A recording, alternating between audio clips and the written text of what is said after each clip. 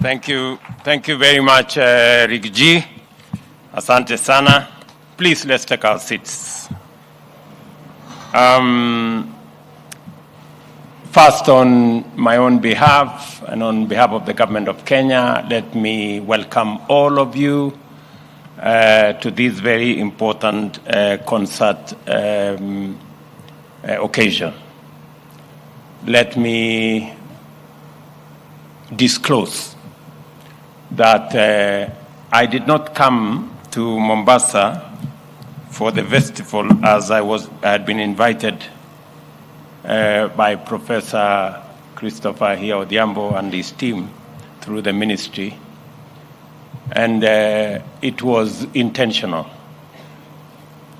because I wanted you to come here so that we can set a new standard. And we can raise the bar on matters, arts, and the creative industry in general. As has been said, what has happened today here has never happened in State House. And I wanted us to begin there so that you begin to appreciate that the creatives are serious business and we treat it as such as the government of Kenya. Going forward, this is not going to be the usual. I did promise you 3 years ago that we are going to give new impetus to the space around sports, youth, creatives, and the whole industry around art. And that's why I am really happy today to preside over the state concert for the finalists of the Kenya National Drama and Film Festival.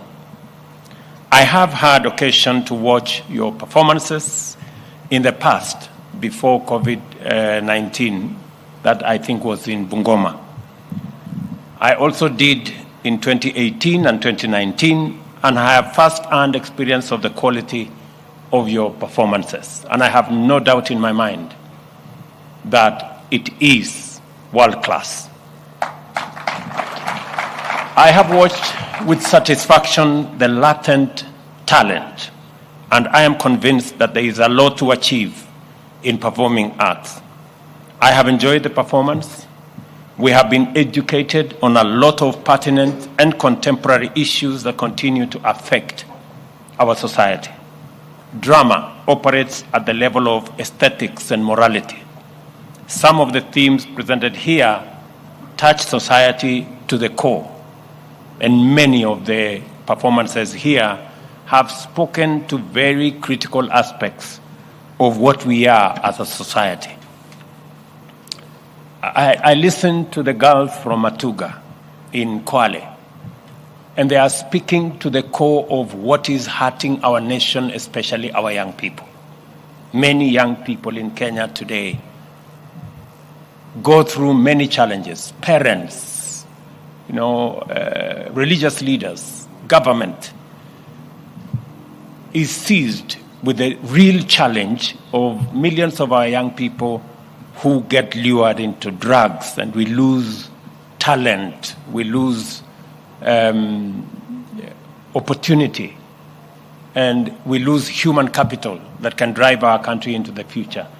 Continue to demonstrate what is wrong with what happens when our young people get involved in drugs. Continue to expose what's happening in all our spheres of life, whether it's in school, whether it's in places of work, or indeed anywhere else.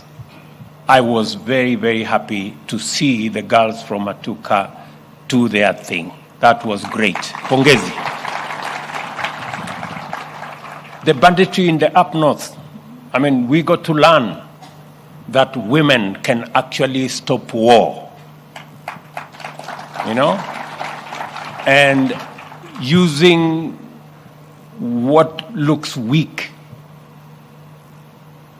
they have managed to bring to an end situations that would otherwise cost life and destroy property. I think it is important for us to know the strength of what society can be if we marshal all our assets and resources, whether they be men or women. I am very encouraged that through the drama from Santa Maria, was it? Santa Maria, congratulations, you did a wonderful job. Tuwapigie makofi jamani. And I want to promise our children in those areas, in the North Rift, that the government of Kenya will make sure that the challenge that our children go through, many schools have remained closed for many years. I promise them that listening to the girls from Santa Maria, the government of Kenya, as I undertook to the nation, is inspired to make sure that all our children go to school. We have mobilized. I saw the girls here say whether you have informed the police or the army or the Air Force. I want to tell you, we have mobilized the police and the army to go to the North Rift to make sure all our kids go back to school. And they will be there. It doesn't matter for months, even for years, until we sort out the challenge of banditry, until we make sure that we open every school, and until we make sure that every child is in class. I also listened to my good friends from Vihiga, I think, Esese. Was it Esese? I listened to Esese and their performance. And I heard them say something like, Hakuna kazi, which is what it is. That's the society we live in. In fact, there are two very important, and I think the most popular, signages.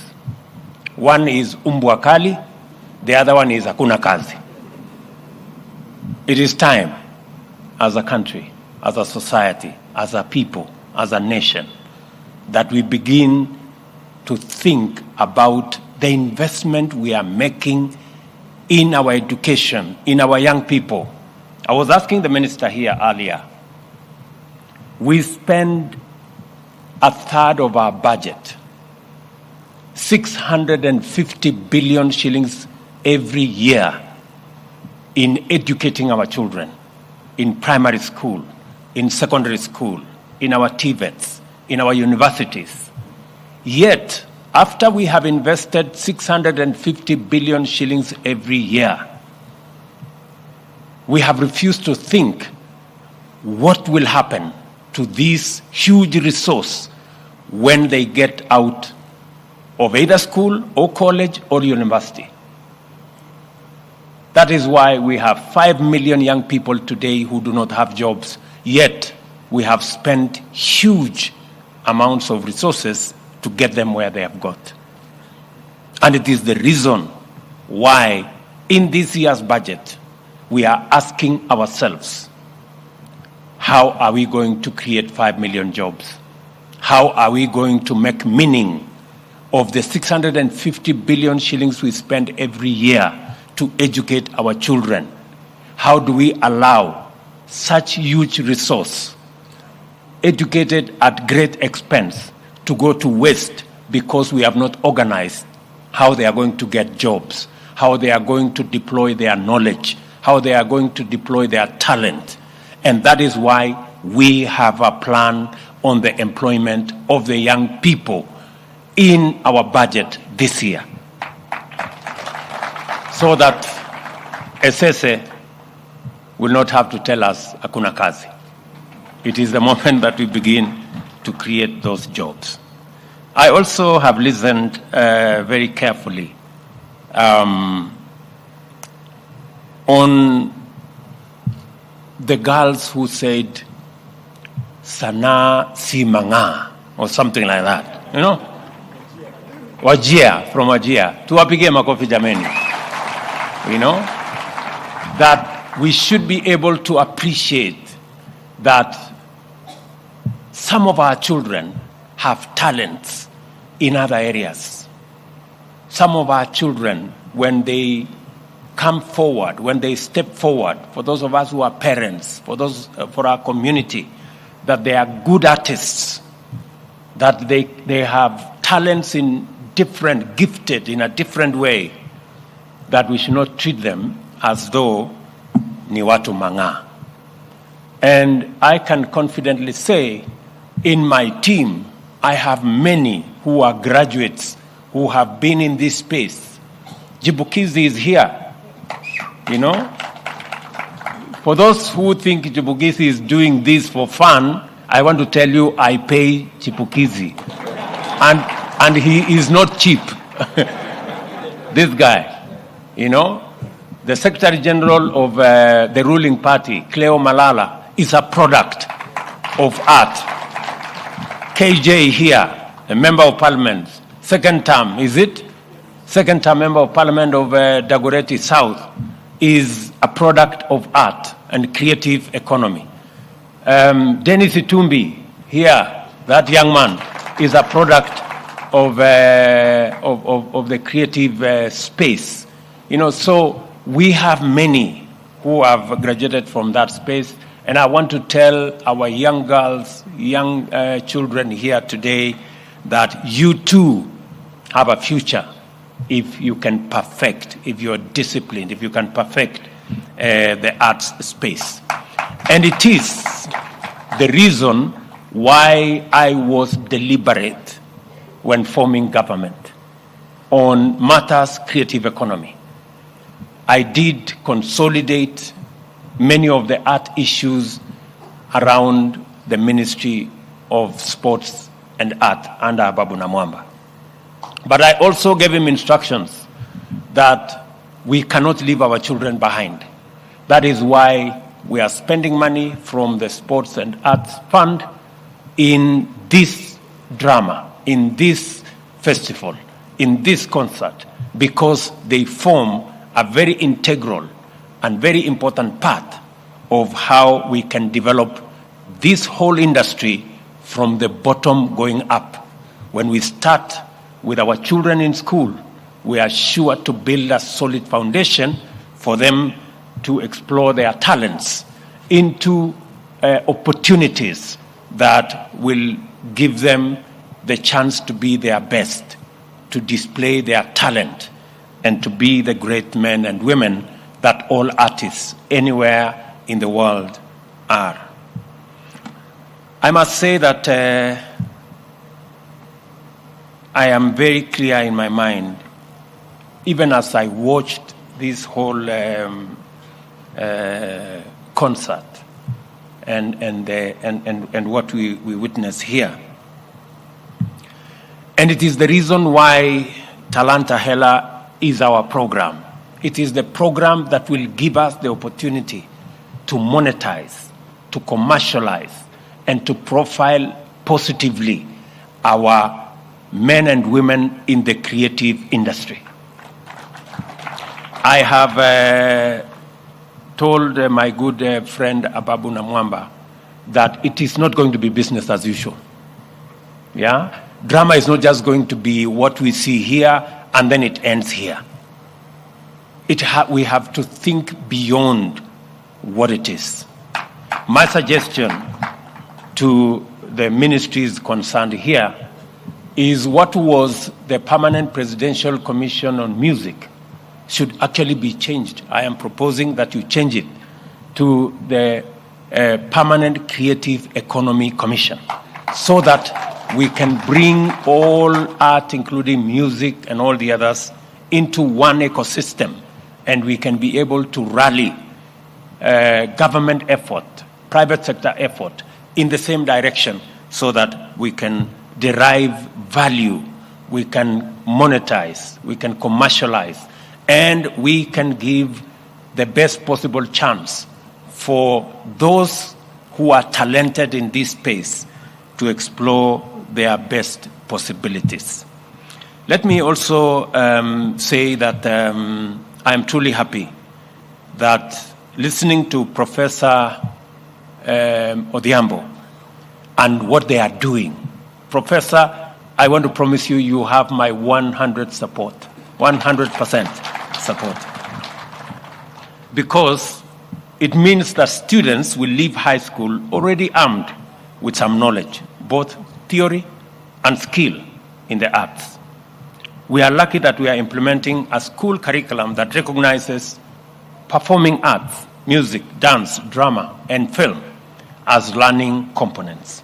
The Ministry of Education and that of Youth Affairs and Art and Sports should fast track the development of state-of-the-art facilities and talent centers to create an environment that will enhance the growth of talent. The ministry has already told me they are working on a master plan on the whole of the ecosystem around sports and art, so that we will know where do we have our film studios, where are we going to have our academies, how are we going to deploy our stadia, and how are they going to look, so that we not only have stadia that can provide facilities for football, for athletics, but also for the creative industry, all in one ecosystem. And I hope, Ababu, that is the context in which the master plan is being worked on. I want to also underscore the role of the private sector in growing the arts. Talent growth should not be the preserve of the Ministry of Education or Ministry of Youth or indeed government. It must be a whole of society approach, including the private sector. I am looking forward to the private sector stepping forward and working with us and providing opportunities and deploying some of the resources they have, whether it is CSR, whether it is sponsorship, in ensuring that we grow this space around the talent around our young people. Let me also say, last year, our Madaraka Day last year was themed around arts. It was themed around the digital economy. And I am very happy that we have our friends from Google, they are here, from YouTube, they are here, from Facebook, they are here. Are they there? Ebu wasimame tuwapige makofi. These good people and the organizations they represent, please take your seats. These good people and the organizations they represent have come through for our young people. Last year, when I engaged Google, when I engaged YouTube, and when we engaged Facebook, Kenya did not have the opportunity to monetize our talents and our creative economy. I want to announce that because of that conversation, and we must thank these people, tuwapigie makofi hawa wangwana jameni. Today, Kenya is among the 5 countries in our continent that we can monetize our content. From February this year, you can register in Kenya. In the past, you couldn't register in Kenya. You had to go and register somewhere in Europe or somewhere in America. Today, you can register as a content creator in Kenya, and you can monetize your content. That is why we have all these young people today in that space. And I am very happy that Facebook is now working with us. They have agreed to provide free training for content creators who want to work with them, especially in the creative space. And I want to request these people to accelerate the journey, especially Facebook, to monetization. Maybe able to apige makofi tena. Do you wish to say something? I can give you a minute. Let me ask the good people just to say something. to these great people. Thank you, Excellency. With all due respect,